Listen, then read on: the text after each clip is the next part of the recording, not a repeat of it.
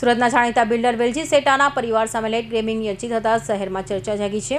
ફરિયાદી પક્ષે ખોટા પાવર ઓફ એટર્ની અને સહી વગર જમીનના દસ્તાવેજ કરવામાં આવ્યા હોવાના ગંભીર આક્ષેપ કરતા ખળબળાટ મચી ગયો છે। સુરતના સંગીની ગ્રુપના જાણીતા બિલ્ડર વેલજી સેટાના પરિવાર સામે લેટ ગ્રેમિંગની અરજી કરવામાં આવી છે। રમીલાબેન આહિર અને જયાબેન આહિર દ્વારા પુષ્પાબેન વેલજીભાઈ સેટા અને હંસાબેન સેટા સામે અરજી દાખલ કરવામાં આવી છે। ફરિયાદી મુજબ વર્ષ 2004માં વિજય પટેલ નામના વ્યક્તિ સાથે ખોટા પાવર ઓફ એટર્ની તૈયાર કરવામાં આવ્યા હતા। આ પાવર ઓફ એટર્ની આધારે જમીનનો દસ્તાવેજ પુષ્પાબેન અને હંસાબેનના નામે કરવામાં આવ્યો હોવાનો આક્ષેપ છે। ફરિયાદીઓએ કહેવું છે કે બંને બહેનો દસ્તાવેજમાં સામેલ કરવામાં આવી નહોતી અને તેમની સહી વગર જ તેમની જાણ બહાર સમગ્ર જમીનનો દસ્તાવેજ કરવામાં આવ્યો હતો। ફરિયાદી પક્ષે જમીનના 7/12ના ઉતારા સર્ટિફાઈડ નકલો, કથિત ખોટા દસ્તાવેજો તેમજ તકરારી જમીનને 3 અલગ બ્લોકમાં વેચવામાં આવી હોવાના દસ્તાવેજો તંત્ર સમક્ષ રજૂ કર્યા હોવાનું જણાવ્યું છે। આ અરજી બાદ જાણીતા બિલ્ડર પરિવાર સામે ગંભીર પ્રશ્નો ઊભા થયા છે। ફરિયાદી પરિવારની ન્યાયની માંગ કરી રહ્યો છે અને સવાલ ઉઠાવી રહ્યો છે કે બંને બહેનોની સહી વગર દસ્તાવેજ કેવી રીતે થઈ શકે। Bureau report, Hind TV news, Surat.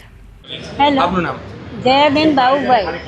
Jayaben, શું અહીં અત્યારે અહીં આવે છો? શું તમારી સાથે શું થયું? હા, અમારે આ જમીનનું નિકાલ થાય એવી રીતે અમને કંઈક મળે ન્યાય, એના માટે આવેલા છે।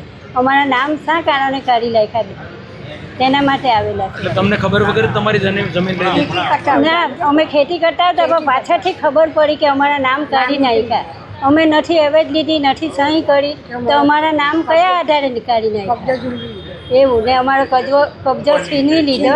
20 વર્ષથી અમે દુઃખી થઈએ છીએ, ઘર ચલાવવામાં બી તકલીફ પડે।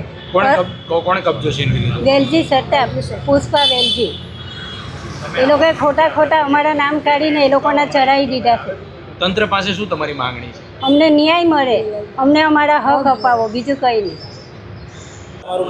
મારું નામ ઋત્વિકસિંહ ચૌહાણ છે, હું વકીલાત કરું છું। આજ રોજ હું મારા બંને અસીલો જે રમીલાબેન અને જયાબેન બાબુભાઈ આહિરના માટે લેન્ડ ગ્રેબિંગ એક્ટ મુજબની ફરિયાદ આપવા માટે આજ રોજ અહીંયા કલેક્ટર કચેરી સુરત ખાતે આવેલ છું।